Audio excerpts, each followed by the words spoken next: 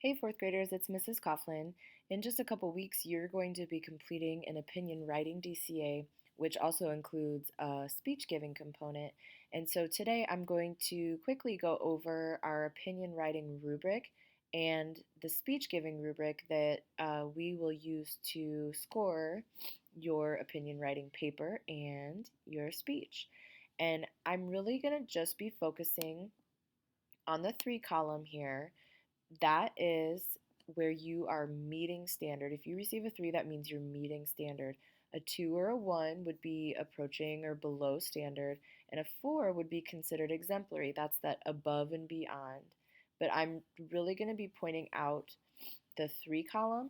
But when you get a printed version of this rubric, I would strongly suggest that you go and look at the exemplary side, the 4 column, as well as look at the 2 and the 1 column just to see what, if you are in this area, what you could do in order to improve.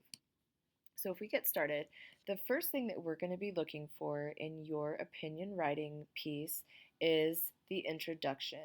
And we want to see that your introduction not only hooks your reader, which would actually be over here in the 4, but mainly that it states your opinion. It should be clear right from the get-go that you're writing an opinion paper and that your reader knows what your opinion is.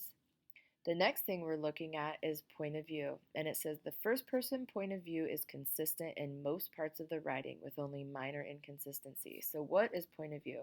Let's look at that really quickly here. The first person point of view, we have first, second, and third. Your opinion paper should mostly be written in the first person point of view. That means that it's about you. You're using pronouns like I, me, my, mine, we, us, our, and ours. Some of you will try to hook your reader by asking them a question, and that becomes second person because you're talking directly to the reader. That is okay, but the majority of your paper should be written from the first person point of view. It should be about your opinion. The next thing that we're looking for is paragraphing. Your paper needs to be organized. The details in your paper need to be organized into paragraphs that all have the same topic. And that the paragraphs, it needs to be clear where they begin. And so let's look at an example of what paragraphs are. So this paper has examples of paragraphs. And it says a paragraph is a group of sentences that are focused on one idea. A paragraph begins with a sentence called the topic sentence. The topic sentence makes it clear to the reader what the paragraph is going to be about. The rest of the sentences should support the topic sentence. So if you think about like main idea and supporting details. It's important for readers to know where each paragraph begins. We can show our readers the beginning of a new paragraph by indenting the first line of the paragraph. I want you to pay attention to that word line. This space right here is an indentation. It's where when we say indent, this is what we mean.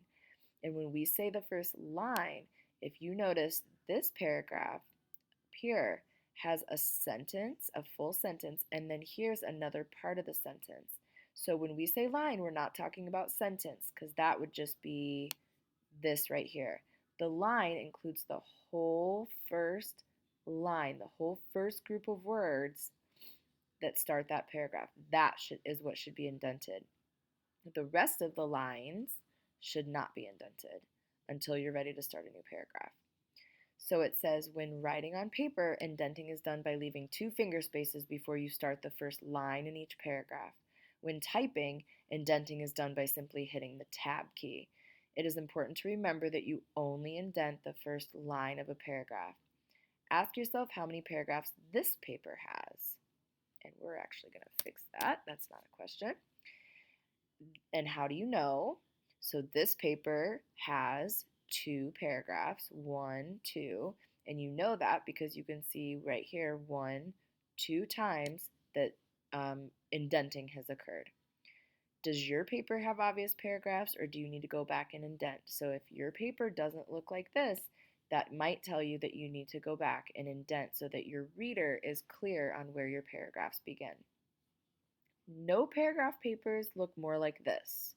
And this says this paper has no paragraphs. It is one long, gigantic blob of words. I cannot tell where the introduction is, where the body paragraphs are, and where the conclusion is. So if you go back and see that your paper looks like one big, gigantic blob, that is no good. You need to go back and figure out where your um, where your topics are or your ideas are the same, and wherever your ideas are the same, that's where your paragraphs are. And your um, planning sheet is a really good place to start to figure out where your paragraph should go. Each section on your planning sheet should be a paragraph in your paper. Back to our rubric, we're also looking at your details. We want to see that you provide reasons that are supported by facts and details that are relevant to your opinion. Relevant means related to. It makes sense when thinking about your opinion. So your opinion should be supported by reasons and facts, or well, should be supported by reasons that are then supported by facts and details. We want to also see transitions. Transitional words make your paper sound smooth. The person who's reading it will enjoy reading it rather than feeling like it's too choppy.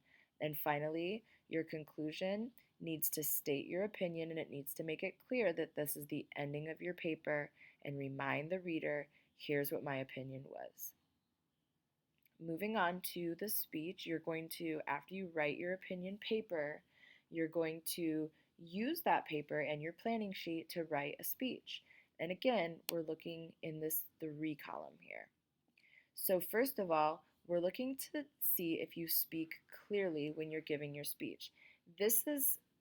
We're asking ourselves, are you speaking such that all of the audience can understand what you're saying?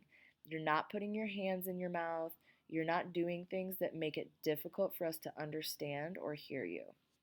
For volume, we want to hear your voice no matter where we are in the room. The closest person to you should be able to hear you, as well as the person who's farthest away. So your volume needs to be loud enough so that everybody in the room can hear you no matter where they're seated. Your posture is how you're holding yourself. So are you standing up straight, or are you leaning against the wall, fidgeting, going back and forth between your feet, and doing things that are distracting your audience from actually being able to pay attention to what you're saying? So we want to see that you're standing up straight and not fidgeting. Eye contact, you are not expected to look at your audience the entire time, but it is expected that most of the time you are making eye contact with your audience. We will be showing you a video later on that shows you what eye contact with your audience looks like. And then your details, that you provide reasons that are supported by facts and details, that really comes from your paper. So if you wrote an opinion paper in which you provided reasons that are supported by facts and details, then this really should not be a problem for you. So this is what we're going to be using in order to score your writing and speech giving DCA. You will also be able to utilize both of these rubrics in order to check over your own paper and to plan your speech. Thanks for listening, and good luck on writing your paper and your speech. See you later.